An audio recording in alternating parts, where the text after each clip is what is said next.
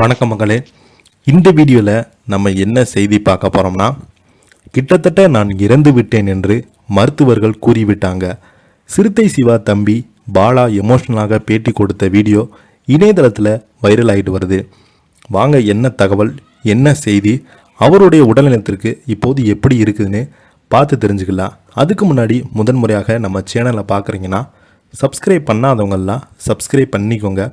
Bell button சிம்மலமிக்கி நம்ம சேனலோட நோட்டிஃபிகேஷனை எனபிள் பண்ணிக்கோங்க. நாங்கள் போடுற வீடியோ உங்களுக்கு உடனுக்குடனே வந்து சேரும்.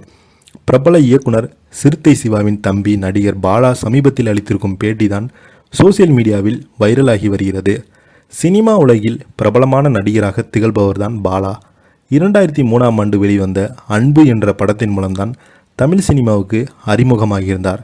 இவர் காதல் கிசுகிசு, அம்மா அப்பா செல்லம், கலிங்கா, மஞ்சள் வெயில் உள்ளிட்ட பல திரைப்படங்களில் கதாநாயகனாக நடிச்சிருக்கிறாரு. சில காலமாக இவருக்கு சினிமாவில் பட வாய்ப்புகள் பெரிய அளவில் கிடைக்கல. ஆனால் இவர் மலையாள மொழிக்கு சென்றுட்டாங்க. நீண்ட இடைவெளிக்கு பிறகு அஜித்தின் வீரம் திரைப்படத்தில் தமிழில் ரீஎன்ட்ரி கொடுத்திருந்தார். தற்போது மலையாள படங்களில் அதிகமாக கவனம் செலுத்தி வருகிறார். இயக்குனர் சிறுத்தை சிவாவின் தம்பி இவர். இதனிடையே நடிகர் பாலா கேரளாவைச் சேர்ந்த பிரபல பாடகி அமிர்தாவை 2010ஆம் ஆண்டு திருமணம் செய்து கொண்டார். இவர்களுக்கு அவந்திகா என்ற ஒரு மகளும் இருக்காங்க. சில ஆண்டுகள் காரணமாக 2019ஆம் ஆண்டு அமிர்தாவை விவாகரத்து செய்து 2021ஆம் ஆண்டு கேரளாவைச் சேர்ந்த மருத்துவரான எலிசபெத் என்றவரை பாலா இரண்டாவது திருமணம் செய்து கொண்டார். சமீபத்தில் தான் இவர்களுக்கு விவாகரத்தும் ஆகிவிட்ட என்ற செய்திகள்லாம் வந்தது. தற்போது நீண்ட இடைவெளிக்கு பிறகு நடிகர் பாலா பேட்டியளித்திருக்கிறார். மலையாளத்தில் ஒரு மாதத்தில் ஒரு படத்தை முடித்து விட்டாங்களாம். தமிழ் மாதிரி ஒரு வருஷமெல்லாம் ஷூட்டிங் எடுக்க மாட்டாங்களாம். வேறு மாநிலங்களிலிருந்து ஹீரோக்கள் மலையாளத்தில் படம் பண்ணாங்கன்னா நல்ல ரெஸ்பான்ஸ் பண்ணுவாங்க. ஒரு படம் இல்லைனா 2 படம் மட்டும்தான்.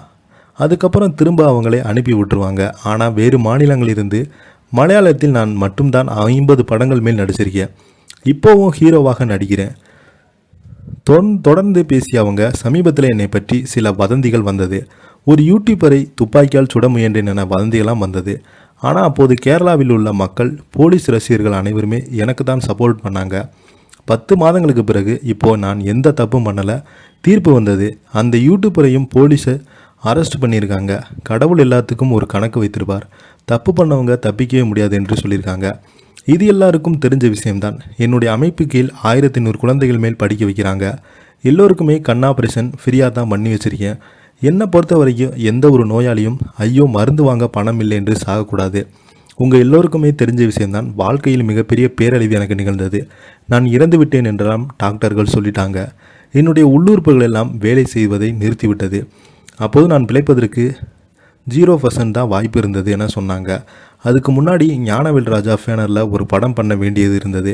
அந்த படத்துக்கு நான் டைரக்டர், ஹீரோ எல்லாமே. அதுக்கப்புறம் தான் எனக்கு உடம்பு சரியில்லாமல் போயிட்டது.